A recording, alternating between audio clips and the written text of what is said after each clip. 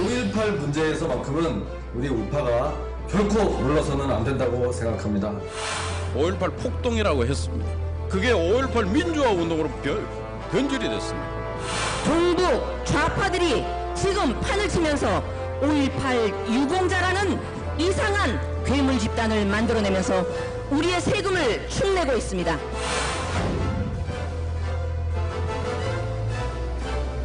윤리 제소를 사당이 함께 제소를 하고 그것이 윤리위에서 관철될 수 있도록 함께 노력하겠다.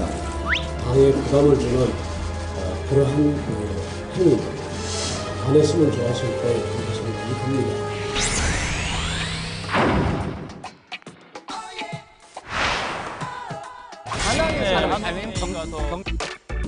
고반장, 최반장의 의견이 엇갈리고 있죠.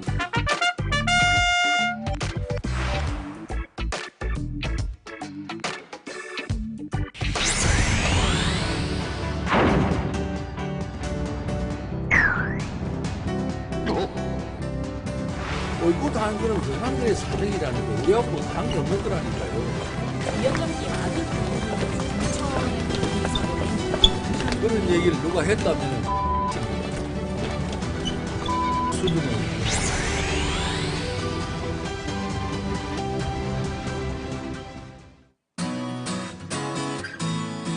네, 2월 11일 정치부회 시작합니다.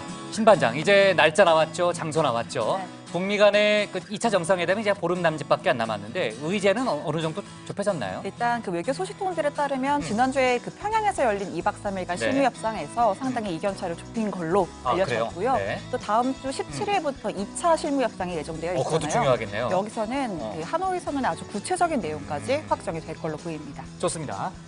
최 반장, 저희가 이제 양승태 전 대법원장 얘기를 할 때요. 맨날 이제 헌정 사상 처음이다, 사법부 역사상 처음이다 이런 얘기를 많이 하게 되는데 오늘 첫 피고인 신분이 됐죠? 네, 첫 검찰 소환 그리고 첫 구속에 이어서 얘기할 거예요? 피고인 신분까지 됐는데 네. 지금 검찰에 따르면 47개 혐의를 받고 있습니다. 그렇구나. 네, 하지만 아시다시피 양 전 대법원장 모든 혐의를 부인하고 있잖아요. 맞아요. 따라서 법정에서 양측 간에 치열한 공방이 펼쳐질 지난번엔 40개 정도 됐는데 많이 또 늘었군요. 네, 훨씬 늘었죠. 네, 좋습니다. 들어가서 얘기 좀 이어갑시다. 갑시다.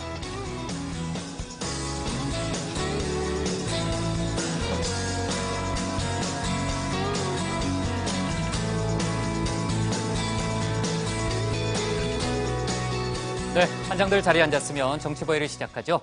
지난 주말 사이에 드디어 2차 북미 정상회담 장소가 확정됐습니다. 저희도 하노이냐 다낭이냐 아까 이제 두 반장의 의견이 엇갈리는 장면을 봤는데요. 고 반장은 왜 이렇게 표정이 안 좋아요? 아닙니다. 자, 결국 북한이 원했던 하노이로 결정됐습니다. 그 의미는 이제 신 반장 발제 때 저희가 짚어보는 걸로 하고요. 조금 전에 수석 보좌관 회의를 주재한 문재인 대통령이 관련한 언급을 했습니다. 2차 북미 정상회담은 한반도 평화 체제를 진전시키는 중대한 전환점이 될 거라고 강조하면서요. 1차 회담 때보다 한 걸음 더 나가게 될 거라고 말했습니다. 문 대통령은 또 적대와 분쟁의 시대가 계속되길 바라는 듯한 세력도 적지 않다. 물론 이제 어느 세력인지는 지칭하지 않았지만요. 그런 세력도 적지 않다면서 우리가 한반도 대전환의 가장 중요한 당사자니만큼 국민 정치권 모두가 마음을 모아주길 바란다고 당부했습니다. 청와대 얘기를 했으니까요. 개각 문제 간단히만 좀 짚고 가면요. 내년 총선에 출마할 정치인 장관을 포함해서 7, 8명을 2차 북미 정상회담 전에 교체한다는 그런 보도가 꽤 나왔어요. 관련해서 이제 총리도 포함될 수 있다 이런 내용도 있었고요. 오늘 청와대 관계자가 개각 관련한 얘기를 했는데 인사는 대통령의 결정 사항이니만큼 예단할 수는 없지만은 특별한 변수가 없는 한 2월에는 없는 것으로 알고 있다 이렇게 얘기를 하면서요. 특히 이낙연 총리 교체 가능성은 없다, 제로다 이런 표현을 썼습니다. 자, 사회성 뉴스 몇 가지만 간단히 좀 얘기하고 반장들 발제를 들을게요. 우선 그 성폭력 등 체육계 비리 사태 관련해서 교육부가 오늘 한국체대라고 하죠. 한국체육대학교에 대한 감사를 시작했습니다. 성폭력 입시 비리 등을 종합적으로 살핀다고 하고요. 전명규 한국체대 빙상부 교수를 둘러싼 각종 의혹도 조사한다고 합니다. 그리고 보건복지부가 9년 만에 낙태 실태 조사 결과를 14일, 그러니까 목요일이죠. 목요일에 발표한다고 합니다. 이에 앞서서 여성 10,000명을 대상으로 실태 조사를 벌였다고 하는데 정부가 낙태 실태를 발표하는 게 2005년 2010년에 이어서 이번이 세 번째라고 합니다. 자, 오늘 정치부 회의는요. 먼저 신반장 발제를 들어보면서 하노이에서 열리는 2차 북미 정상회담 관련 속보부터 자세히 짚어보고요. 개각 등 청와대발 뉴스도 함께 정리하겠습니다. 양승태 전 대법원장 기소 등 검찰의 사법농단 수사 결과 발표도 이어서 알아보겠습니다. 파행으로 치닫고 있는 자유한국당 전당대회 소식, 또 한국당의 5.18 폄훼 논란도 함께 짚어봅니다. 그럼 먼저 신혜원 반장의 발제부터 시작하겠습니다.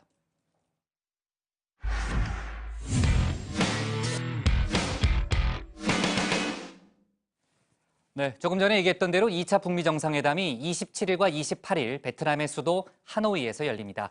다낭과 막판까지 줄다리기를 벌이다가 미국이 한 발 양보한 셈이죠. 북한은 사회주의 성지이자 개혁개방의 중심지에서 회담을 연다는 명분, 또 미국은 보다 진전된 비핵화 조치를 요구할 수 있다는 실리를 챙겼다는 분석이 나오고 있습니다. 벌써부터 회담장, 숙소 일정 등 다양한 관측이 쏟아지고 있는데요. 오늘 신반장 발제에서는 관련 속보를 자세하게 살펴보겠습니다. 네, 지난 금요일이었죠. 이 평양에서 열린 북미 간 실무협상이 예상보다 길게 2박 3일간이나 이어졌습니다. 도대체 얼마나 치열하게 협상을 하는 건지, 비건 대표는 언제 돌아오는 건지 긴장을 놓기가 힘들었습니다. 자, 같은 시각 여기 상암동 정치부회의 스튜디오에서도 북미 실무협상 못지않게 긴장감이 넘치는 세계의 대결이 펼쳐졌습니다.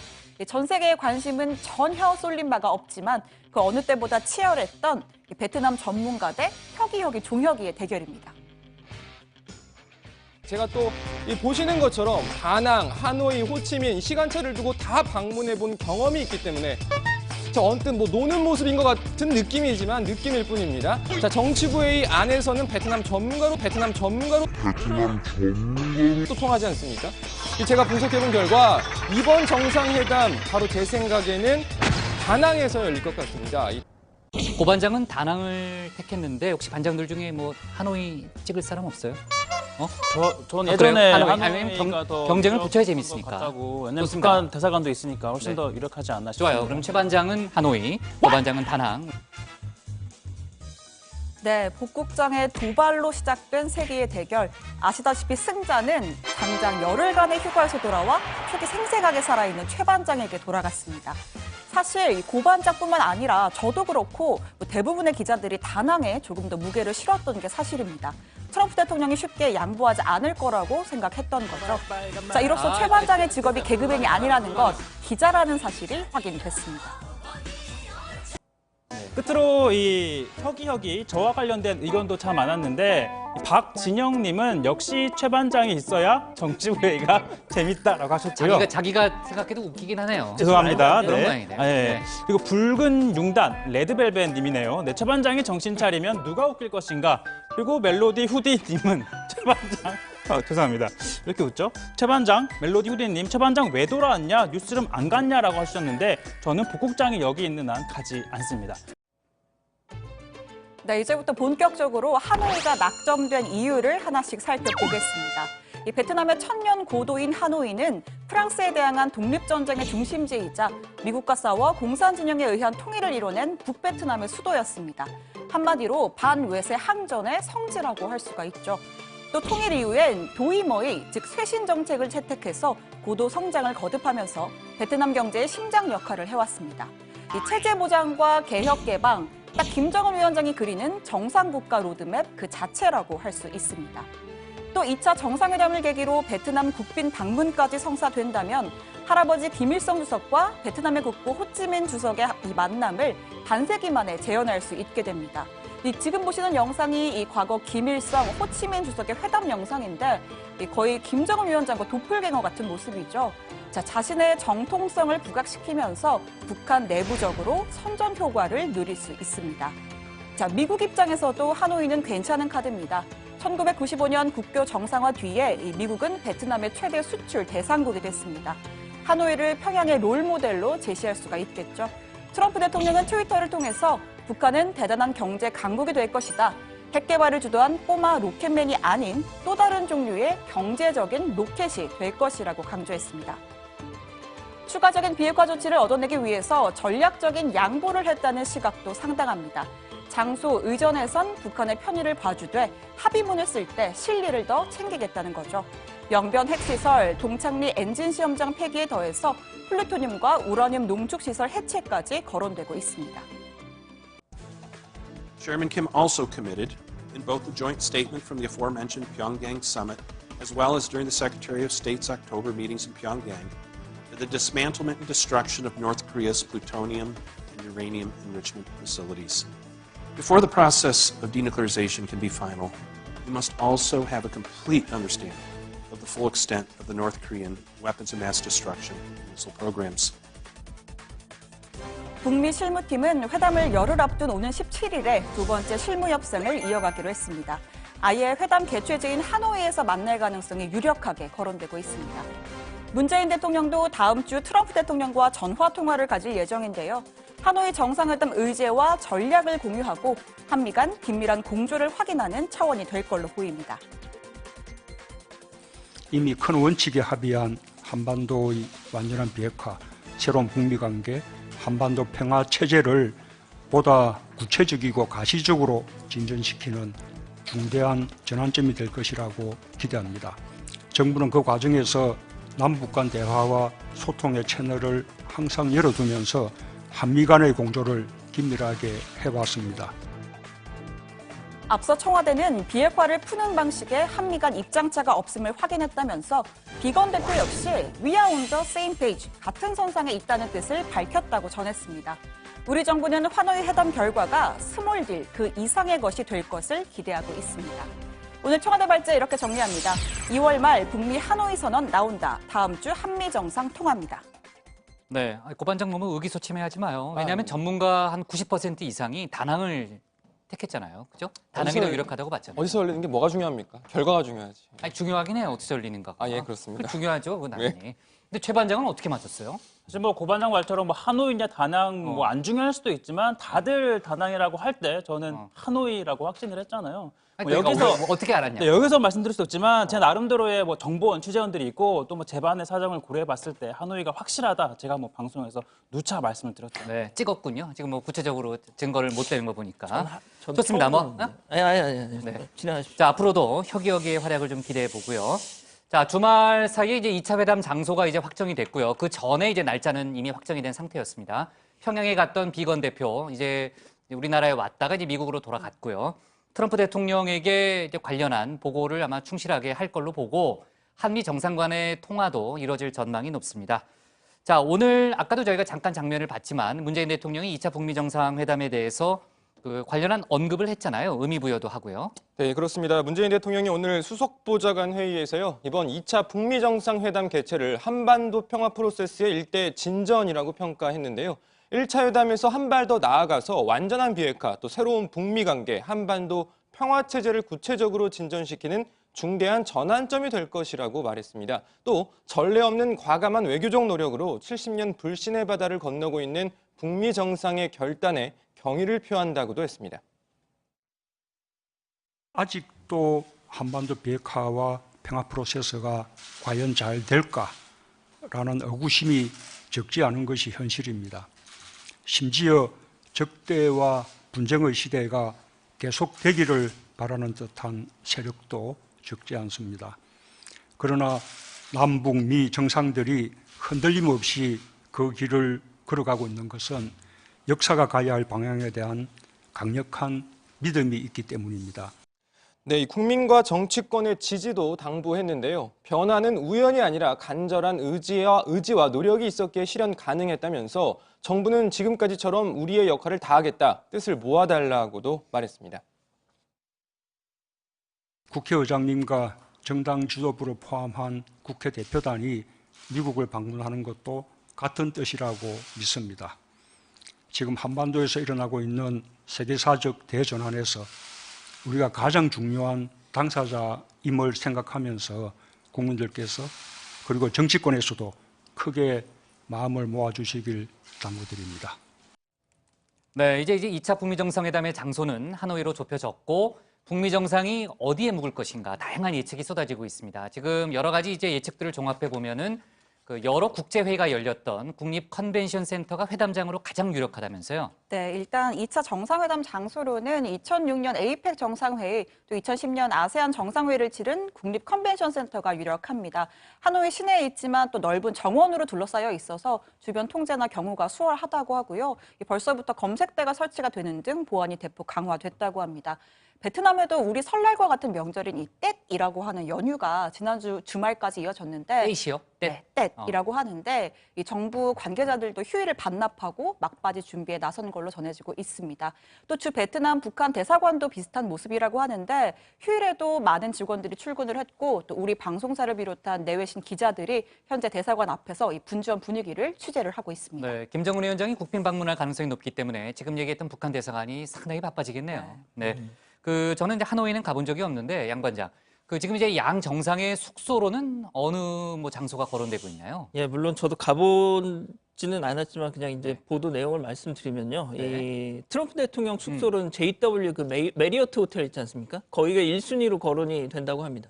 자, 이 호텔은 북미 회담이 베트남에서 열린다고 발표되기 전부터 모든 객실 예약을 받지 않고 있었다고 해요. 예, 오바마 전 대통령, 또 시진핑 중국 국가주석, 또 문재인 대통령이 갔을 때도 묵었던 곳이랍니다. 유명한 곳이에요, 저희가. 예. 가보셨나요? 아니, 얘기만 들었어요. 그렇죠. 예. 네.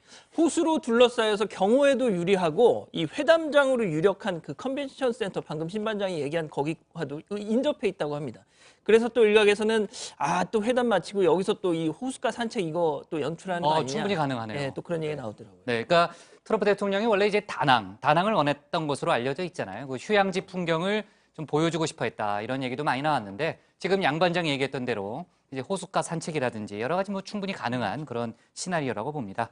자, 다만 이제 한쪽 정상의 그 숙소를 찾아간다, 이런 쪽으로 의미를 부여해 보면은 글쎄요, 또 반대 방향에서 봤을 땐 또 어렵지 않을까 하는 생각도 동시에 드는데, 자, 하여간 이제 김정은 위원장은 어떨 것 같아요? 최 반장 보고. 네, 김 위원장 숙소로는요, 멜리아 호텔이 좀 거론이 되고 있습니다. 일단 북한 대사관과 좀 가깝고요. 그리고 지난해 말 베트남을 방문했던 이용호 북한 외무상도 바로 이곳에 묵었습니다. 그리고 베트남 국방부 소속인 영빈관도 후보로 거론되는데, 이 과거 베트남에 출장 온 사회주의 국가 정상이 종종 이 숙소로 삼았던 곳입니다. 아무래도 투숙객을 고려해야 하는 일반 호텔과 달리 완벽하게 고립이 돼 있기 때문에 보안에 유리하다라는 장점이 있는 곳입니다. 고 반장, 지난번에 이제 싱가포르 때도 김정은 위원장이 깜짝 행보를 많이 했잖아요. 이번에 김정은 위원장의 행보를 어떻게 추론해 볼 수 있어요? 당분간 좀 추론은 안 할 생각인데 일단 좀 해봐요. 그래도 베트남은 지금 고 반장이 제일 많이 가봤잖아요. 알겠습니다. 네. 잠깐 해보면 일단은 이번이 국빈 방문이 만약에 성사가 된다고 하면 아마도 24일 정도를 전후해서 하노이에 도착할 수 있을 것 같은데요. 이 하노이에서만 머무는 게 아니라 베트남 경제 발전상을 직접 눈으로 확인하기 위해서 호치민 등 다른 도시까지 움직일 수 있다, 이런 관측도 나오고 있습니다. 북한처럼 이 사회주의 노선을 유지하면서도 외국 자본을 유치하고 특히 이 관광 산업이 활발한 상황이기 때문에 이를 벤치마킹하는 차원일 수 있는 거죠. 네, 제가 그래서 이 예상 지역 몇 군데를 지도로 좀 준비를 해봤는데 하노이에서 한 120km 정도 떨어진 곳에 하이퐁이라는 도시가 있습니다. 베트남 3대 도시면서 북부 최대 항구가 있는 곳이라고 하고요. 또 베트남의 최대 기업인 비인그룹의 스마트폰 공장이 있고 또 비인그룹 산하의 완성차 공장도 완공이 돼서 곧 가동이 될 예정이라서 여기를 좀 둘러볼 가능성이 있어 보입니다. 베트남 정부 입장에서도 김정은 위원장에게 이 자국의 대표 기업을 좀 자랑하고 싶을 거고요. 자, 여기서 또다시 60km 정도를 더 가면 하롱베이가 있습니다. 유명한 곳이죠. 이 불과 3달 전인 지난해 11월에 이용호 북한 외무상도 이 하롱베이에 가서 직접 배를 타고 관광 인프라를 살폈었고 이를 또 김정은 위원장에게 직접 보고를 한 것으로도 알려져 있습니다. 최 반장, 근데 이제 문제는 시간과 경호 아니에요? 네, 그래서 이 외교 관계자들 얘기를 좀 들어보면요, 김정은 위원장이 교통 통제를 받으면서 이동을 하면 하루에도 모두 충분히 소화할 수 있는 동선이라고 합니다. 또 북한 입장에서는 국제사회의 정상국가 지도자 이미지를 한 번 더 부각시키고 또 북한 사회 내부에도 이 경제를 챙기는 모습을 선전할 수 있기 때문에 충분히 가능한 시나리오다라는 분석이 나오고 있고요. 지금 벌써 전 세계 취재진들이 베트남에 모이고 있는데 조만간 국제 미디어 센터 설치 등 작업도 이루어질 거라고 합니다. 지금 보도되는 거 보면 17일, 그러니까 오는 일요일에 북미 간 두 번째 실무 협상이 예상되고 있다고 하지 않습니까? 일단 평양에서 만났던 비건, 김혁철 두 사람은 당연히 만날 것이고요. 갈 것이고요. 의전, 경호 뭐 이런 걸 또 조율하려면 관련 인사들도 또 추가가 되겠죠. 1차 싱가포르 회담 때도 보름 전에 현지에서 그 실무진들이 만나서 사전 조율을 했었는데 그래서 이 두 번째 실무 협상 아마 하노이 현지에서 김정은 위원장 비서, 그 김창선 국무위원회 부장 또 백악관 비서실 인사들 동행한 가운데 이루어지지 않을까 뭐 그런 관측 나오고 있습니다. 네, 그렇겠네요. 자, 하여간 당분간 북미 정상회담 관련한 속보가 정말 쏟아질 그런 분위기고요. 자, 좋습니다. 오늘 발제는요, 이렇게 잡을게요. 문 대통령 2차 북미 회담 중대한 전환점으로 잡겠습니다. 다음은 최종혁 반장의 발제를 들어보겠습니다.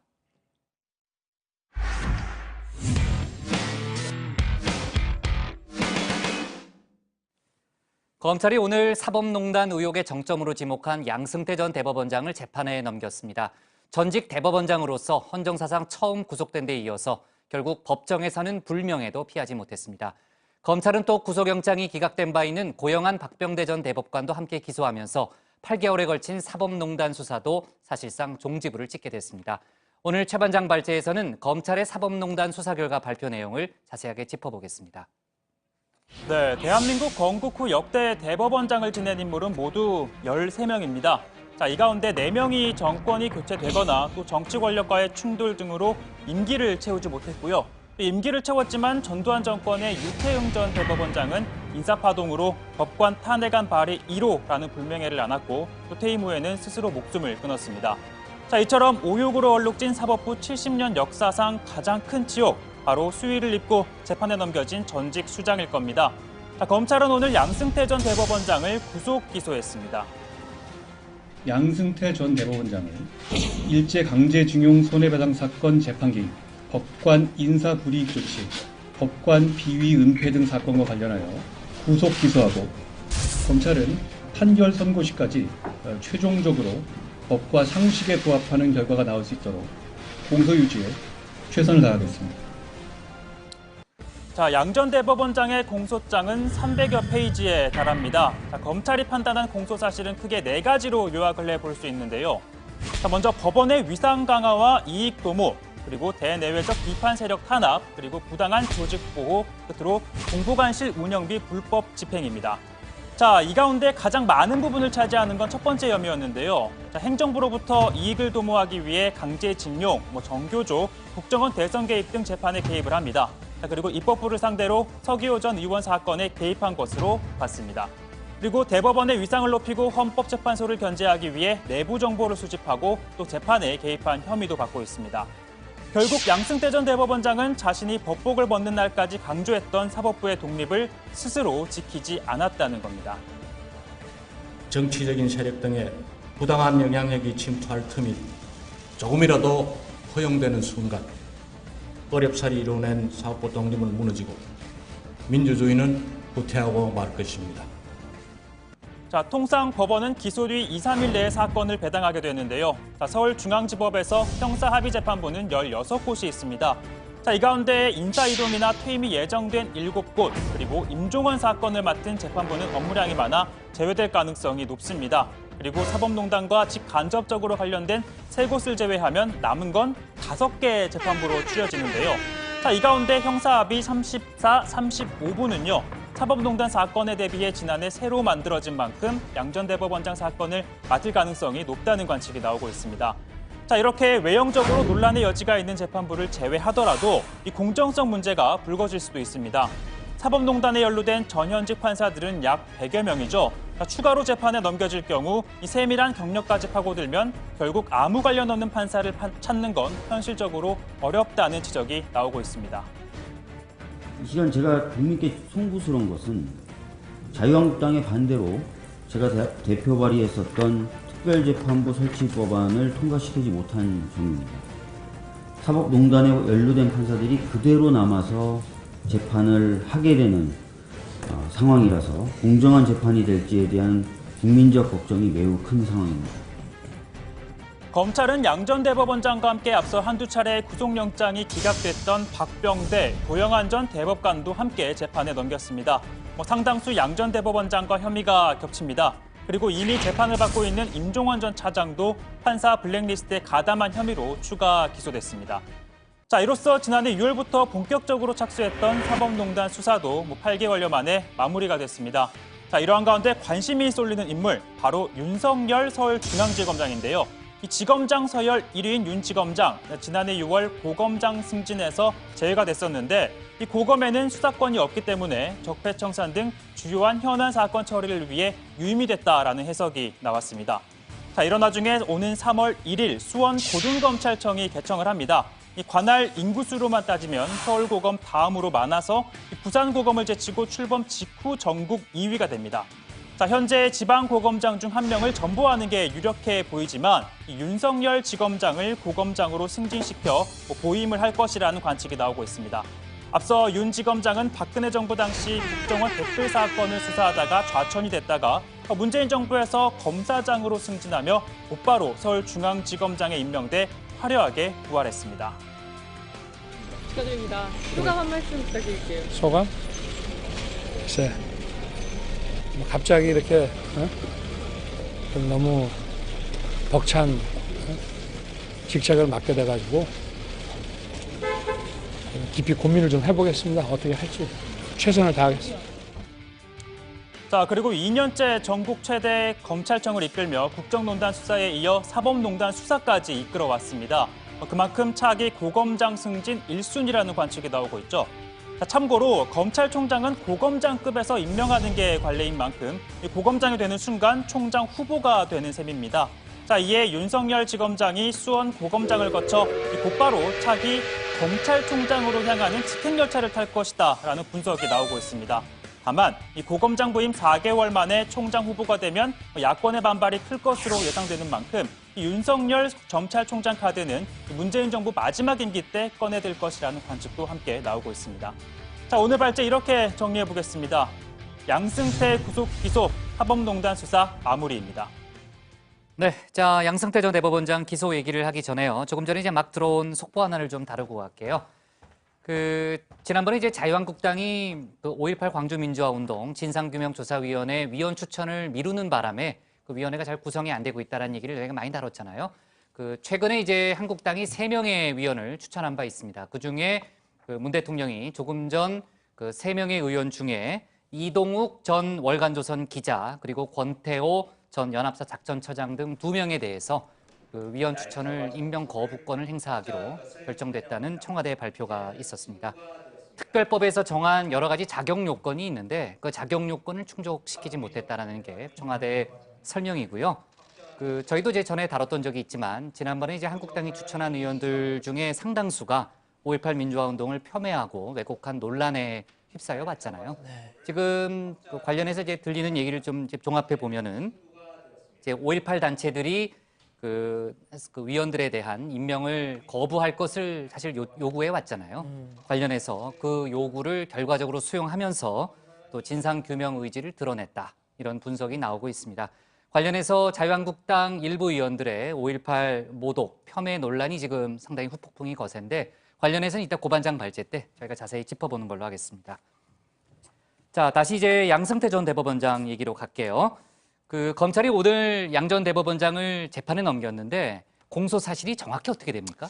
네, 일단 이 양 전 대법원장은 2017년 9월 퇴임을 하고 또 1년 5개월 만에 형사사건 피고인으로 법정에 서게 됐습니다. 검찰이 작성한 양 전 대법원장의 공소장은 296쪽으로 각종 재판 개입과 판사 블랙리스트, 비자금 조성 등 총 47개의 범죄 사실이 담겨 있습니다. 검찰은 직권남용, 공무상 비밀 누설, 허위 공문서 작성, 직무유기, 국고손실 혐의 등을 적용했습니다.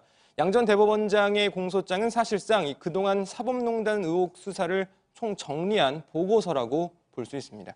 자, 6년간 사법부 수장으로 일한 양 전 대법원장은 박병대, 고영한 전 대법관과 임종원 전 차장 등에게 이 재판 거래, 이 소위 반헌법적 구상을 보고받고 승인하거나 또 직접 지시를 내린 혐의를 받고 있습니다.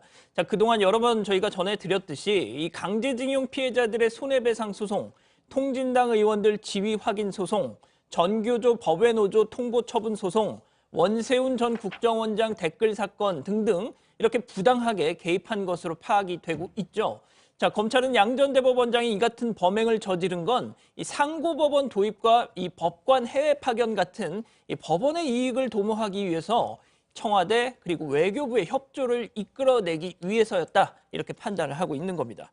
네, 특정 판사들에게 불이익을 주는 등 소위 사법부 블랙리스트 논란이 컸잖아요. 관련해서도 양 전 대법원장이 사실상 주도한 것으로 판단한 거죠, 신 반장. 네, 그렇습니다. 이 검찰은 법원행정처가 사법행정이나 특정 판결에 비판적인 의견을 낸 판사들의 명단을 작성해서 인사상 불이익을 검토하고 또 실행한 것도 양 전 대법원장 주도 하에 이루어진 것으로 봤습니다. 반면 비위 행위를 저지른 법관들에 대해서는 사법부 위신이 실추될 것으로 우려해 은폐하고 또 축소한 것으로 보고 있고요. 대표적인 게 문모 전 부산고법 판사 비위 의혹을 감추고 또 정은호 게이트 당시 수사 정보를 불법적으로 수집한 혐의 등입니다. 이 밖에도 대한변협을 압박한 혐의, 또 공보관실 운영비 예산 3억 5천만 원을 비자금으로 조성해 사용한 혐의도 포함이 됐습니다. 네, 오늘 양 전 대법원장과 함께요. 박병대 고영한 전 대법관도 재판에 넘겨졌잖아요. 특히 박병대 전 대법관 같은 경우에는요. 양 전 대법원장과 공모 부분이 상당히 많이 겹치죠, 재판장. 네, 마찬가지로 각종 재판에 개입을 하고 또 헌재의 내부 기밀을 불법적으로 수집, 또 사법부 블랙리스트 작성에 개입하는 등 33개의 혐의로 박병대 전 대법관은 재판을 받게 됐습니다. 뿐만 아니라 별개로 이 고등학교 후배의 청탁을 받고 재판 진행 상황을 무담으로 열람해서 또 알아봐준 혐의도 추가가 됐고요. 이 박 전 대법관 후임이었던 고영한 전 대법관은 블랙리스트 등 18개 범죄 사실에 공모한 혐의를 받고 있습니다. 네, 자 이번 주 내로 담당 재판부가 정해지고 나면은 공판 준비 기일 등 구체적인 이제 재판 일정이 나올 걸로 보이고요. 자, 양 전 대법원장 같은 경우에는 혐의를 부인하고 있기 때문에 치열한 법정 공방이 예상된다는 얘기가 벌써부터 나오고 있는데 사실 이번에 검찰이 이제 소환 조사를 한 판사들이 더 있잖아요. 또 이번 직간접적으로 연루된 판사가 뭐 100명이 넘는다 이런 얘기도 나왔는데. 관련한 판사들에 대한 기소 여부는 어떻게 되나요?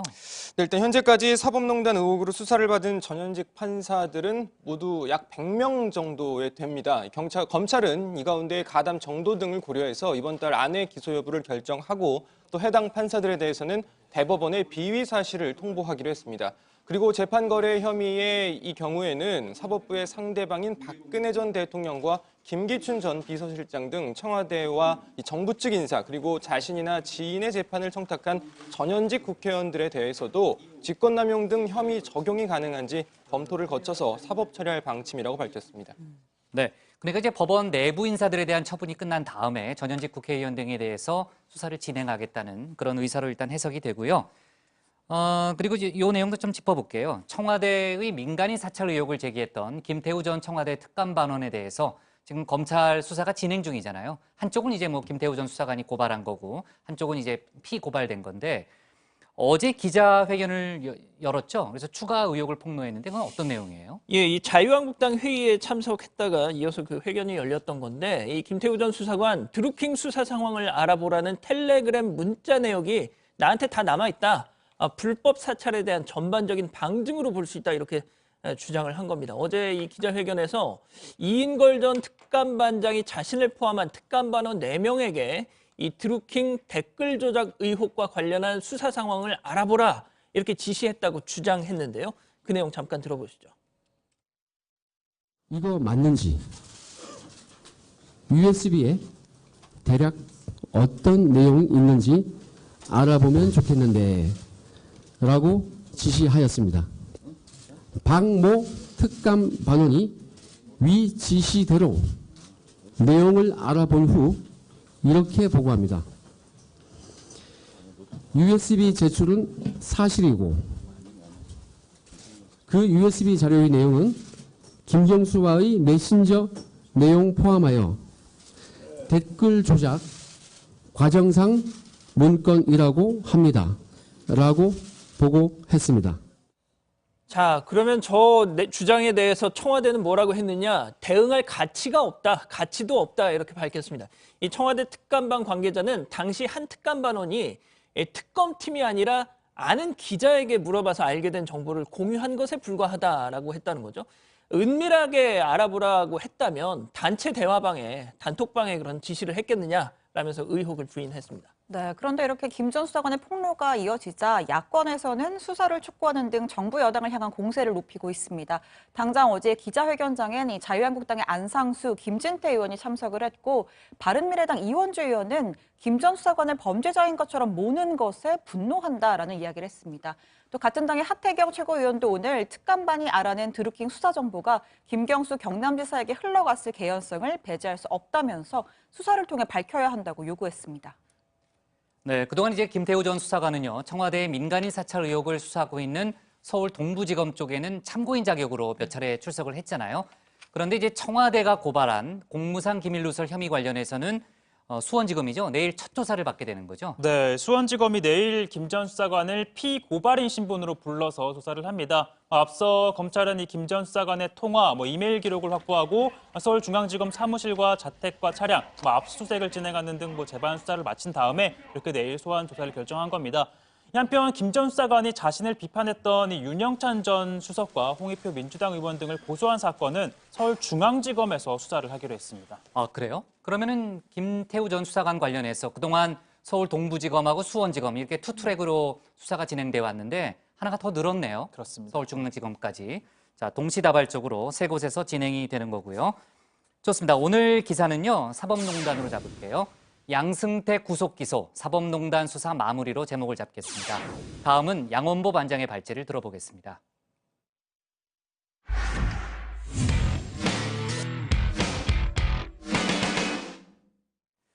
이달 27일 열릴 예정인 자유한국당 전당대회가 파행 조짐입니다. 일정 연기 문제 때문이죠.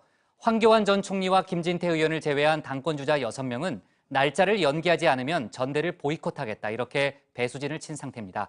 그럼에도 불구하고 당 선관위는 오늘도 연기 불가를 재차 확인했습니다. 어떤 돌파구가 마련되지 않는다면 이번 당대표 경선은 황교안, 김진태 양자 대결로 치러질 수밖에 없는 국면으로 가고 있습니다. 오늘 양 반장 발제에서는 관련 소식과 다른 정치권 뉴스를 함께 정리해 보겠습니다. 예, 그렇습니다. 자유한국당 2월 27일 이 전당대회, 이 베트남 하노이에서 열리는 제2차 북미 정상회담과 날짜가 이렇게 딱 겹쳐서 흥행이 빨간불이 켜질 것 같으니 좀 미루자, 날짜를. 라는 게 지금 연기론이죠. 자, 오세훈, 홍준표, 안상수, 주호영, 심재철, 정우택, 이 당권주자 6명이 그렇게 뜻을 모은 겁니다. 들어보시죠. 227 전당대회는 2주 이상 연기돼야 한다. 그러지 않을 경우 12일 후보 등록을 하지 않는다. 여의도 공원 등 야외라도 무방하다. 자, 그런데 이 연기 요구, 현재 이 당권 주자들 가운데 최강자라고 평가를 받는 황교안 전 총리, 또 인생 뭐 있어 그냥 직진하는 거지 하는 김진태 의원, 이 두 사람은 참여하지 않고 있습니다. 특히 황 전 총리, 이대로 가면 내가 먹는데 왜 연기를 해? 참 이런 상황인 거죠. 그래서는 당이 정하는 대로 그렇게 따라가는 것이 맞지 않느냐. 보이콧을 이야기하시는 분들은요, 이제 그러지 마시고 그냥 좀 들어왔으면 좋겠습니다. 자, 이 빅3 후보 간 대결로 대선 후보 경선급 전당대회라는 평가 받으면서 흥행에 청신호가 들어왔었던 상태였는데, 자, 이런 벼랑간 보이콧 파동으로 지금 전대 파행이 불보듯해진 겁니다. 자, 오늘 한국당 선관위 긴급 회의를 아침에 했습니다. 이 전대 연기 여부 최종 결론을 내겠다는 거였는데, 자, 어떻게 전대가 미뤄지는 겁니까? 결정을 두 분 하는 경우가 있어요. 보이콧 한 거는 그 사람들의 사정이라는 거예요. 우리하고 상관이 없는 거라니까요. 자, 전대 연기 없다라고 한 거죠. 자, 당장 내일 12일 하루 동안만 후보 등록을 받습니다. 자, 후보들은 연기 안 하면 이 보이콧한다 하고, 당 선관위는 그러든지 말든지 하면서 지금 정면 충돌 양상인데, 자, 만약에 이번 전당대회가 이 황교안, 김진태 양자 대결로 2파전으로 치러진다. 그래서 누가 당대표가 된다. 그래서 그 사람이 생사여탈권을 쥐고 21대 총선 공천권을 행사한다. 글쎄요, 과연 납득할 수 있을까요? 자, 그런 가운데 지난주 이 박근혜 전 대통령으로부터 친박 감별을 받은 끝에 진박이 아니다. 박근혜 나와 친한 사람 아니다. 사실상 부적합 판정을 받은 이 황교안 전 총리, 지난 토요일 아예 그냥 보란 듯이 경북 구미에 이 박정희 전 대통령 생가를 이렇게 찾았습니다. 자, 유영하 변호사의 디스를 의식한 듯 황 전 총리, 아니 나만큼 박 전 대통령 챙긴 사람 있으면 나와보라고 해. 적극 반박했죠. 이렇게요. 수사기간 연장 요청을 했었습니다. 이 정도에서 끝내자라고 해서 수사기간 연장을 불허했습니다. 훨씬 큰 일들을 한 거 아닙니까? 이 말은 그렇다면 특검팀, 국정농단 수사 특검팀이 수사기간 연장을 요청했었는데 그걸 불허했던 것이 법리적인 이유가 아니라 박 전 대통령과의 인간적인 정리 때문이었다는 건가요? 자, 자세한 얘기는 좀 더 들어가서 해보겠습니다. 자, 황 전 총리 아까 그 경북 구미 들렸다가 바로 또 이렇게 같은 날 경북 영주에도 갔습니다. 자, 지역구 의원인 이 최규일 의원을 만난 겁니다. 영주에서 이런 얘기를 했더라고요. 최규일 의원, 내가 당에서 지켜줄 것이다. 당에서 지켜줄 것이다. 자, 바로 그 최규일 의원 설 연휴가 지나면서 솔직히 스트릿바 논란이 세인의 뇌리에서 조금씩 잊혀져 가고 있었는데, 자, 지난 주말 갑자기 본인이 추가 해명을 하겠다고 하면서 그 얘기를 다시 끄집어낸 겁니다. 이렇게 말이죠. 저희가 간 주점은 노출을 하더라도 상반신까지만 허용됩니다. 누구나 갈 수 있는 곳입니다. 자, 상반신만 벗는 건 스트립쇼가 아니다. 다 벗어야 스트립쇼다. 새로운 학설인 것 같은. 자, 다음 소식으로 가보겠습니다. 네, 박원순 시장, 새 벽두부터 뭔가 좀 자꾸 이렇게 꼬이는 듯한 그런 모양새가 연출이 되고 있습니다. 지난 설 연휴 보신 분들 많으실 텐데 KBS 한 예능 프로그램, 파일럿 프로그램에 출연을 했었죠. 나름 이 소탈한 모습을 보여주고자 했던 것이 역풍을 부른 겁니다. 자, 가령 이런 겁니다. 새벽 6시에 비서관을 불러서 함께 조깅을 하고 그 비서관 가족이 정말 간만에 저녁 식사를 하는데 불쑥 저렇게 끼어서 동석을 하는가 하면, 또 직원들이 일하고 있는 이 서울시 청사 사무실을 갑자기 들어가서 어떤 한 미혼 여직원 공개 구혼 영상을 찍는 등등 뭐 그런 장면이 그날 방송에서 보여줬던 거죠. 자, 박 시장은 격이 없고 소통한 모습을 연출하고 싶었는지 모르겠습니다만 생각해 보시죠. 당장 저만 해도 저희 복국장이 저한테 양반장 같이 운동하자 하면서 새벽 6시에 불러내거나 또 제 의사와 무관하게 갑자기 우리 양호부 반장 신부감을 구합니다 라면서 지금 이 방송 중에 영상 편지를 찍는다면 글쎄요. 저는 하죠. 흔쾌히 하죠. 왜? 국장이 하라는데 당연히 하죠. 저는 국장을 사랑하니까. 근데 모든 직장인이 다 저 같지는 않지 않습니까? 자, 박원순 시장 방송 끝나고 여기저기서 꼰대다, 민폐다, 장난하냐, 직원들 사생활 보장해라 뭐 이런 비난이 쇄도하자 결국 이렇게 사과를 했습니다. 나름대로 열심히 우리 직원들 잘해준다고 했는데 그게 그렇게 제대로 된 게 아니구나, 이런 반성 가슴으로 많이 했습니다. 자, 그런데 이 사과 동영상을 올리고 나서도 또 비판을 받더라고요. 영상 말미에 그 불쌍한 비서관을 이렇게 직접 등장시켰는데 뭐랄까요? 등 때미는 느낌? 이렇게 말이죠. 저희도 없는데. 직장 잘 다니고 있습니다. 자, 재미를 위해서 다소 억지스러운 설정을 했던 그 예능이 예기치 못한 결과를 낳은 사례가 아닐까 싶네요. 네, 최규일 위원 얘기를 짧게만 한마디만 할게요. 처음에 이제 폭로가 나왔을 때 무희는 있었지만 옷도 갖춰 입었고 스트립쇼는 없었다, 이렇게 해명을 했던 걸로 제가 기억이 나는데, 그 상반신까지만 노출이 허용된다, 뭐 그런 추가 해명을 내놨잖아요. 여러 가지로 좀 납득이 안 되는 그런 해명이다라는 지적도 있는데, 근데 어떤 차이가 있는 거예요, 최 반장? 그러니까 최규일 의원 주장대로라면 스트릿바냐 아니냐의 구분은 결국 이 허리가 경계선이라는 얘기인데, 상반신만 노출하면 그건 무슨 쇼라고 불러야 할지 좀 생각이 듭니다. 근데 제가 영어를 쓰는 게 좀 조심스럽긴 한데요. 제가 스트립을 사전에 찾아봤더니 옷을 다 벗는 것일 수도 있고 일부를 벗는 것일 수도 있다라고 정의가 되어 있더라고요. 그러니까 일부를 벗었더라도 스트립쇼라고 볼 수 있을 것 같습니다, 사전적으로는. 근데 저는 좀 안타까운 게, 이 본인으로서는 좀 억울할 수 있겠지만 이럴 땐 자세하게 좀 해명을 내놓는 게 오히려 긁어부스럼이 될 수 있다는 지적도 나오고 있습니다. 솔직히 무슨 해명을 해도 잘 납득이 가지 않는 상황이기 때문인데 지난주에 최 의원이 해당 가이드를 명예훼손 혐의로 고소를 한 만큼 일단은 차분히 수사기관의 결론이 내려질 때까지는 지켜보는 게 어떨까 싶습니다. 네, 최 반장 사전은 무슨 사전인데 그렇게 자세하게 나와요? 그러게요. 네. 자, 좋습니다. 지금 명예훼손으로 고소했다는 그렇습니다. 거죠? 네. 그럼 수사가 진행되겠네요. 전당대회 얘기를 좀 해볼게요. 홍준표 전 대표가 고 반장, 227 전당대회 불출마를 바로 선언했네요. 그렇습니다. 앞서 발제에서도 지금 지적한 대로 어제 당권 주자 6명이 모여서 최소 2주 연기를 하지 않을 시에는 이 전당대회 보이콧 선언하겠다 이렇게 했었는데 당 선관위가 오늘 오전에 전당대회 연기 안 한다 강행할 뜻을 밝히자 6명 중에 가장 먼저 홍준표 전 대표가 불출마 의사를 밝힌 겁니다.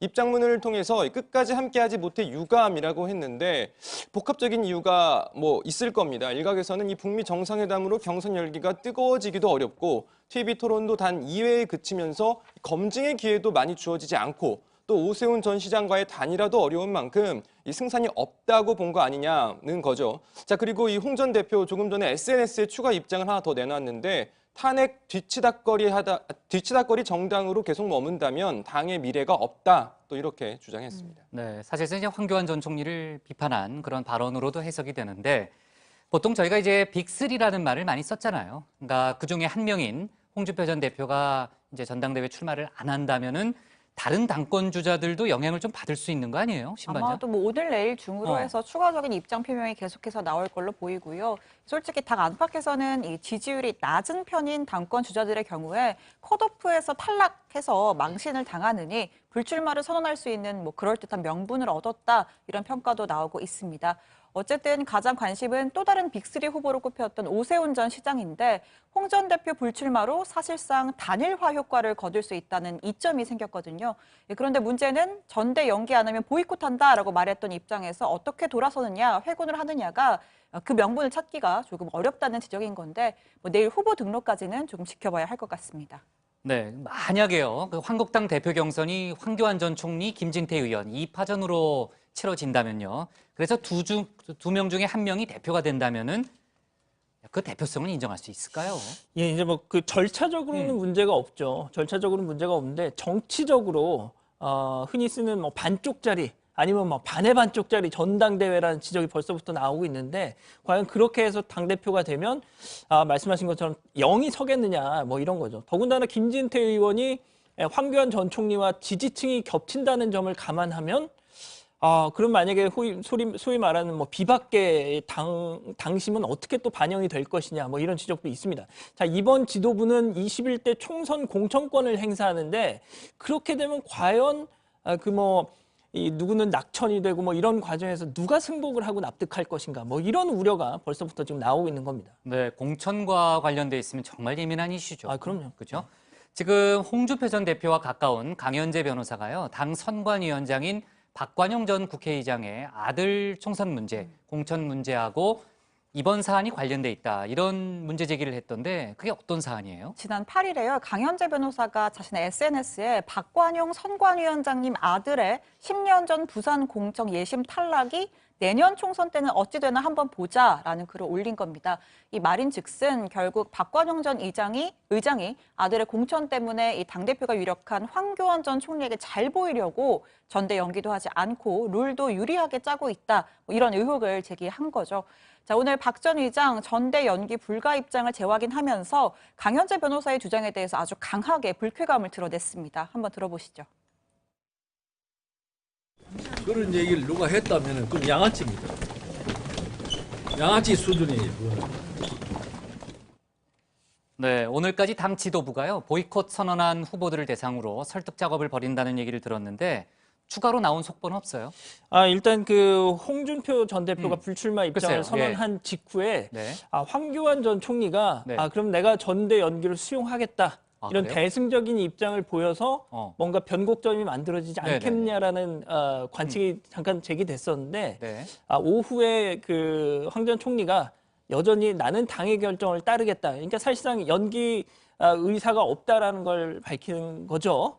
자, 그러면서 이제 뭐 그런 관측은 수그러들었지만, 자, 지금 뭐 제가 계속 확인을 하고 있는데 현재까지는 홍준표 전 대표 외에는 추가로 불출마 의사를 밝힌 후보는 아직 나오고 있지 않습니다. 네, 조금 전에 이제 신 반장이 얘기했던 대로 오세훈 전 시장의 입장이 일단 당장은 그렇죠. 궁금한데 좀 더 지켜봅시다. 저희 네. 회의 도중에 속보가 더 나올 수도 있으니까요.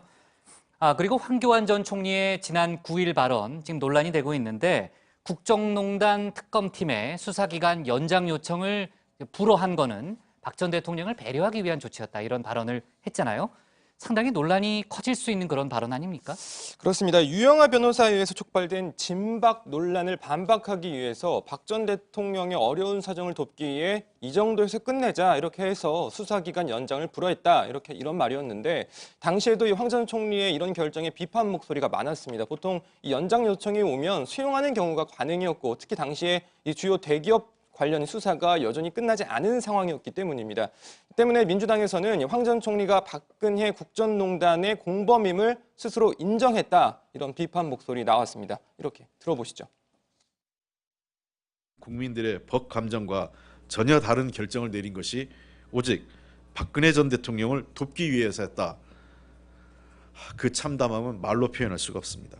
당대표에 출마하는 것 자체가 국민으로서 수치스럽습니다.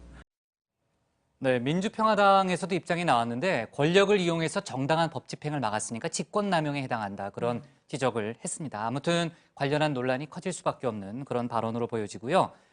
그리고 동아일보가 오늘 아침에 보도한 내용인데 황 전 총리가 박 전 대통령 측으로부터 책상 의자 반입 요청을 받고도 적극 대응을 안 했다. 관련한 증언이 나왔다는 그런 내용이네요. 네, 박 전 대통령 변호인인 유영하 변호사가 2017년 3월 31일 조대한 당시 민정수석에게 박 전 대통령이 허리 통증이 심하니 의자와 책상을 반입하게 해달라고 요청을 했다는 겁니다. 조대한 수석이 이후 황 전 총리에게 관련 내용을 전달하면서 사실상 좀 문제 해결을 해달라 이렇게 요청을 했다는 건데요.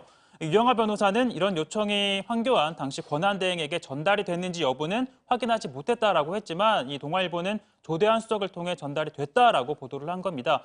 그러니까 이 기사가 맞다면 보고를 받고도 당시 분위기에 황 전 총리가 몸을 좀 사렸던 게 아니냐라는 얘기가 나오는 겁니다. 네, 좋습니다. 아까 양 반장이랑 얘기했던 대로요. 한국당 당권 주자들의 거취 문제 양 반장이 지금 챙기고 있다고 하니까요.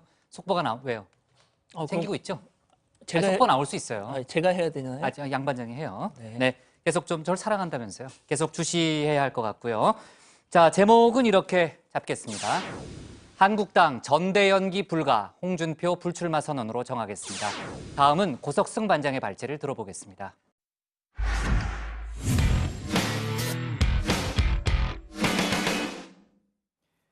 지난주 자유한국당 김진태, 이종명 의원 등이 주최한 5.18 광주민주화운동 관련 공청회에서의 이른바 망언 논란이 일파만파 커지고 있습니다. 한국당을 제외한 여야 4당에서는 국회 차원의 제명 추진 등 해당 의원들에 대한 비판 목소리가 이어지고 있습니다. 한국당이 당의 공식 입장은 아니라는 점을 거듭 밝히고 있지만은 해당 공청회를 주최한 김진태 의원은 해당 참석자들의 발언은 주관적인 것이고 향후 객관적인 평가를 받을 거라는 입장을 내놓기도 했습니다. 오늘 야당 발제에서는 관련 논란을 자세하게 짚어보겠습니다. 위대한 민주주의 역사를 부정하는 역사 쿠데타이자 민주주의 자체에 대한 심각한 도전이기 때문에 그렇습니다. 참으로 어처구니 없는 일이 벌어졌습니다. 있을 수 없는 일이 국회에서 벌어지고 있는 것입니다. 민주화 정통성을 지키고자 하는 국민들과 연대를 통해서 강력히 대처해 나가겠다는 말씀을 드립니다. 누가 봐도 광주 항쟁을 모독하고 유족과 광주 전남 시민들에게 정치적 피해를 행위를 저지른 것입니다. 네, 방금 보고 들으신 대로 한국당을 제외한 여야 4당이 아주 단단히 화가 났습니다. 역사 쿠데타다, 민주주의에 대한 심각한 도전, 정치적 해륜 행위. 자, 문제의 발단은 지난 8일, 그러니까 지난주 금요일 국회에서 있었던 한 공청회였습니다. 자유한국당 김진태, 이종명 의원이 주최한 5.18 광주 민주화운동 관련 공청회, 당시 상황 먼저 보시죠. 현역을 달고, 현역 직책을 그대로 달고 광주에 내려와서 주시를 했어요. 이게 얼마나 대담합니까? 그러니까 전라도 광주는 완전히 그냥 북한의 앞마당이에요. 네, 그렇습니다. 5.18 광주 민주화 운동의 북한군 개입설을 주장하고 있는 구구농객 지만원 씨가 또 관련 주장을 늘어놨던 겁니다. 그것도 국회에서 말이죠. 자, 이런 공청회를 주최한 것도 사실 논란거리가 될 수 있지만 이날 공청회에 직접 참석한 한국당 일부 의원들 한 발 더 나아갔습니다. 아주 거리낌이 없었습니다. 직접 발언에 나선 겁니다. 일단 들어보시죠. 논리적으로 이게 북한군 개입한 폭동이었다 하는 것을 밝혀내야 됩니다. 그렇게 밝혀냄으로써 이 5.18이 정말 북한군이 개입된 것이었다. 합리적인 사실을 이제 하나하나 확인을 해나가야 됩니다. 종북 좌파들이 지금 판을 치면서 5.18 유공자라는 이상한 괴물 집단을 만들어내면서 우리의 세금을 축내고 있습니다. 맞습니까? 정말 할 말을 잃게 만듭니다. 이게 정말 민의의 전당이라는 국회에서 국민의 대표라는 국회의원들이 한 발언이 맞는지 정말 할 말이 없습니다. 참고로 이종명 의원은 육군 대령 출신, 또 김순례 의원은 약사 출신입니다. 김순례 의원은 한국당 원내 대변인도 맡고 있죠. 자, 이날 북한군 개입설 등등의 발언 진위 여부 굳이 가릴 필요도 없습니다. 다만 문제 발언 중 딱 하나만 짧게 짚어보겠습니다. 5.18 폭동이라고 했는데 10년, 20년 후에 그게 5.18 민주화 운동으로 변질이 됐습니다. 그렇게 변질이 될 때 어떤 과학적인 근거, 사실을 근거로 한 것이 아니라 정치적인, 이념적인 자기들의 어떤 정치적으로 이용하는 세력들에 가지고 그냥 폭동이 민주화 운동으로 된 겁니다. 정리를 해보죠. 자, 5.18 광주 민주화 운동이 법정 용어로 공식 지정된 게 김영삼 정부 때입니다. 자유한국당이 회의실에 사진까지 이렇게 걸어놓은 김영삼 전 대통령 말이죠.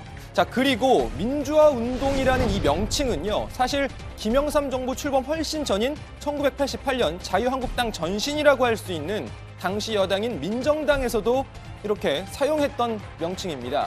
더군다나 5.18 민주화 운동을 불러 일으켰던 군부 세력이 정권을 잡은 1980년대 초중반 5.18을 폭동으로 또 사태로 불러왔던 걸 거론하면서 이걸 다시 돌려놓자고 말하는 건 설마 다시 군부 독재 시절로 돌아가자는 이야기는 아니겠죠. 자, 그건 아닐 거라고 믿겠습니다. 설마요. 자, 김진태 의원 이날 공청회를 공동 주최했지만 전당대회 관련 일정으로 참석은 못했습니다. 대신 영상 메시지를 보냈는데요. 이 김진태 의원 발언도 잠시 들어보시죠. 정말 제가 제일 존경하는 지만원 박사님, 또 우리 국회의원 중에서 제가 제일 좋아하는 이종명 의원님이 손을 맞잡고 이렇게 하셨기 때문에 아주 성황리에 잘 끝날 것으로 기대가 됩니다. 예, 저는 정말 이 5.18 문제에서만큼은 우리 우파가 결코 물러서는 안 된다고 생각합니다. 앞서 보신 대로 한국당을 제외한 여야 4당 분노했습니다. 해당 의원들에 대한 출당 요구와 국회 제명 추진까지 거론됐죠. 자, 여야 4당은 해당 의원들을 국회 윤리위에 제소하기로 했습니다. 자유한국당 의원들의 5.18에 대한 범죄적 망동은 이건 역사를 부정하는 것이고 우리 민주주의를 세워온 국민들에 대한 도전이다, 이렇게 저희들은 성격 규정을 했습니다. 저희가 가장 강력한 조치라는 것은 제명을 해서 국회에서 추방하는 거라고 생각합니다.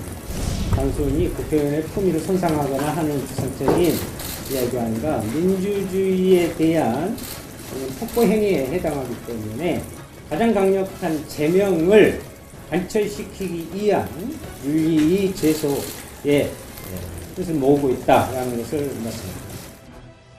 자, 한국당 지도부 지난 주말 사이에 급히 수습에 나섰습니다만 수습하겠다며 내놓은 발언이 또 문제가 됐습니다. 나경원 원내대표 이렇게 말했습니다. 광주 민주화운동의 역사적 가치와 의미를 높게 평가한다면서도 역사적 사실에 대한 다양한 해석은 존재할 수 있으나 정치권이 오히려 사회적 갈등을 부추기고 조장하는 것은 삼가야 할 것이라고 한 겁니다.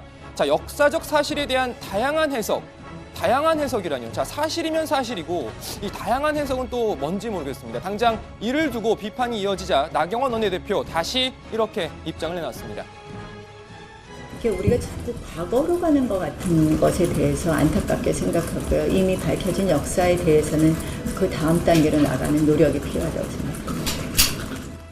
자, 아무래도 제 독해력이 부족한가 봅니다. 전 사실 이 말도 무슨 말인지 정확하게 이해가 잘 좀 안 되는 것 같은데, 자, 아무튼 한국당 내에서도 이번 망언 논란, 자, 관련 비판 입장 드문드문이지만 나오고 있습니다. 자세한 내용은 들어가서 더 전해드리겠습니다. 오늘 발제 이렇게 정리합니다.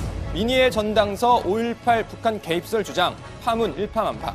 네, 지만원 씨 발언 관련해서는 저희도 이제 그 양 반장이 관련한 논란을 그동안 좀 많이 다뤘던 적이 있는데, 그 아예 남북 정권을 연결하는 택줄이 5.18이다 이런 발언까지 했죠.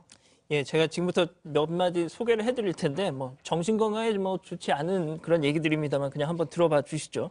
자, 남한에 내려와서 5.18 주역 역할을 했던 사람들이 북한 김정은 정권의 실세들이고, 현재 우리나라 청와대를 장악하고 있는 사람들은 전부 5.18 수호 세력이다라면서 남북이 모두 5.18 정권이니까 5.18이 남북 정권을 잇는 택줄이다라고 한 겁니다. 그러면서 헌법 전문에 5.18을 집어넣고 그렇게 하면 한국이 5.18 공화국이 되고 자동으로 남북 적화 통일이 되는 것이다라고도 했습니다. 더 착잡했던 건 이런 발언을 듣고 이 공청회에 참석했던 사람들 상당수가, 물론 뭐 대부분 원래 관련 그런 얘기들을 지지했던 사람들이겠지만 상당수가 고개를 끄덕이면서 환호를 하더라고요. 잠깐 보시죠. 그 선동을 해가지고 이제 통일을 이룩하겠다는 거. 지금 돼 가고 있는 꼬락서니가 적골 아닙니까?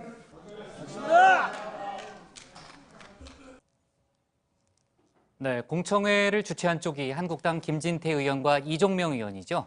그 이외에 이제 한국당 백승주, 김순례 의원 등이 또 참석을 한 거잖아요.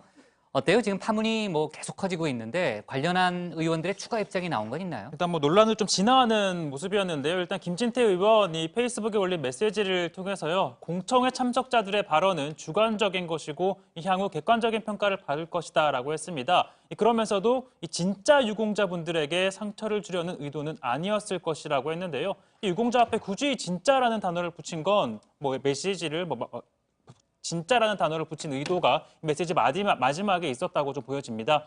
김 의원은 이번에 5.18 유공자 명단을 공개해야 한다. 우리 혈세가 들어갔으므로 우리는 알 권리가 있다라고 주장하기도 했고요.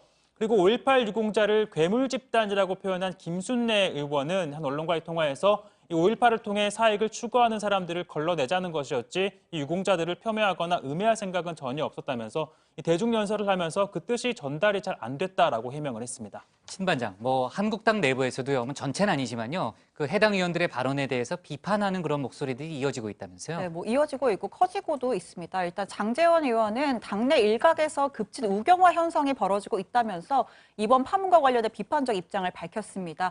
5.18 민주화 운동, 60항쟁, 6.29 항복 선언으로 이어진 민주화 대장정은 우리 국민들의 눈물과 희생으로 이룩한 민주화의 과정이자 역사라면서 이를 부정한다면 우리는 대중정당이기를 포기하는 것이다 라고 이야기했습니다.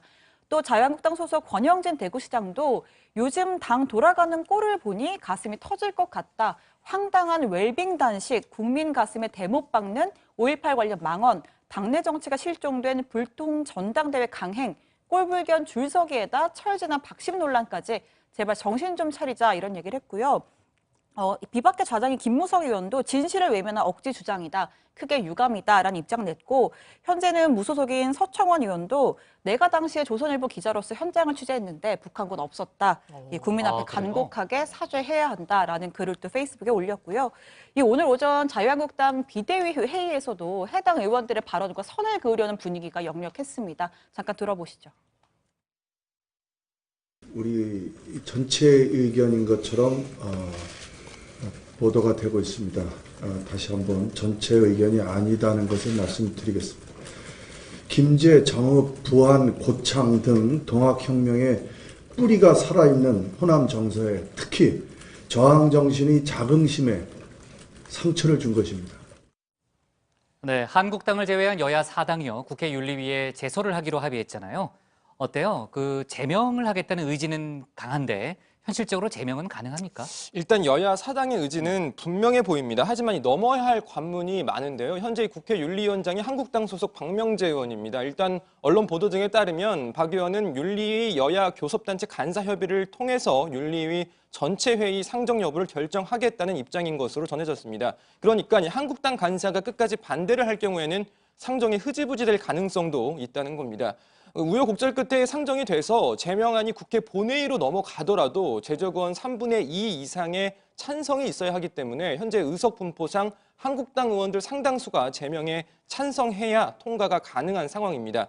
여야 사당이 자체 방안을 마련하는 동시에 한국당을 강하게 압박하는 것도 이 같은 부분을 염두에 뒀기 때문인 것으로 보입니다.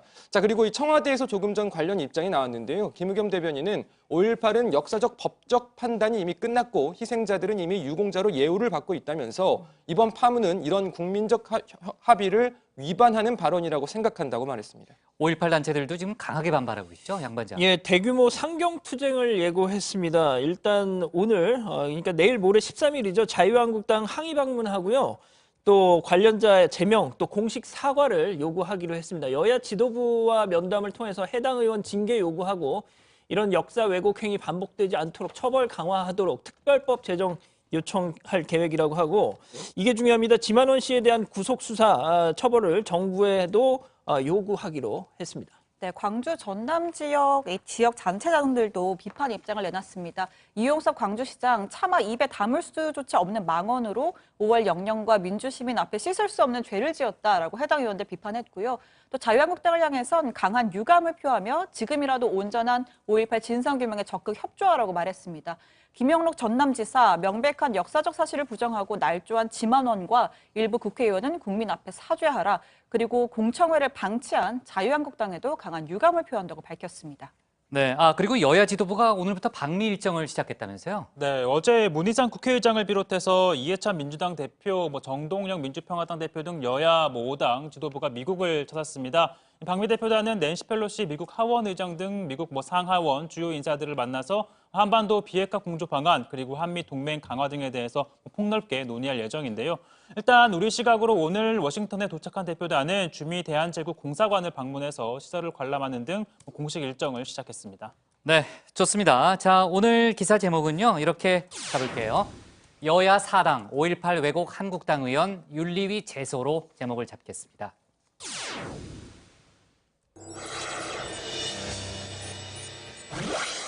네, 응답하라 다정의 시간이고요. 양 반장, 어떤 의견들이 들어왔나요? 예, 일단 여야 대치로 이 국회 휴업 장기화되고 있는 상황에 대한 비판 의견이 많았습니다. 이 다정의 가족 신희원님, 신반장 혹시 여동생? 네, 아무튼 자, 국회가 정상적인 적이 있었냐? 한국사 좋아해님은 일도 안 하는 국회에 내가 왜 세금을 내야 하나? 윤동우님은 그냥 국회의원들 모두 다 세비 반납하고 그냥 떠나라. 총선 빨리 해서 전원 물갈이 하는 게 낫겠다, 이런 의견 주셨고요. 이 박근혜 전 대통령 옥중 정치 관련한 의견도 있었는데, 슈마요코님, 탄핵당하고 감옥에 간 전직 대통령 의중이 저리도 중요할까? 한국당 참 자, 마초나초님, 나를 잊지 말라는 의미 아니겠느냐? 또 참사랑님은 황교안 전 총리가 박 전 대통령 수인 번호 좀 모른다고, 그게 무슨 상관이냐? 전직 대통령 가슴에 단 수인 번호 알아야 꼭 정치 잘하는 거냐, 이런 의견도 주셨습니다. 자, 끝으로 지난 앞서 보셨다시피 최 반장이 쓸데없이 막 웃었잖아요. 맞아요. 예, 예. 그래서 맞아요. 이 땡봉님은 땡복이요? 예, 예. 예, 땡봉님은 최 반장 악동 이미지 괜찮아. 그럴까요? 안 괜찮은데. 예. 남도훈님은 최 반장 이상함 크크크. 이건 맞습니다. 많이 이상하죠. 또 최민호님은 신 반장 웃겨 죽음. 예. 이 박소영님은 복국장이 사람이 참 좋은가 봐요. 직원들이 너무 좋아하는 듯. 물론 저는 좋습니다만. 네. 예, 오늘의 응답하라 다정의 여기까지입니다.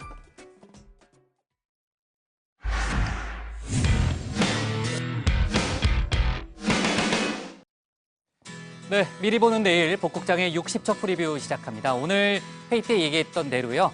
자유한국당이 내일 27일이죠. 전당대회를 예정대로 추진하기로 하면서 당내 혼란이 커지고 있습니다. 내일은 전당대회 후보자 등록이 진행되는 날인데요. 등록 상황 저희가 내일 회의 때 자세히 소개하겠습니다. 김경수 경남지사의 법정 구속 이후 민주당에서는 판결의 부당성을 계속해서 지적해왔죠. 내일은 당내 사법농단 대책위에서 1심 판결문을 분석한 결과를 발표합니다.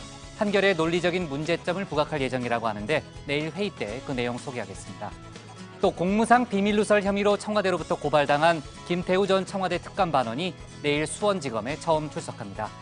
그리고 내일 2014년 세월호 참사로 희생된 안산 단원고 학생 250명을 대상으로 명예 졸업식이 진행된다는 소식도 들어와 있습니다.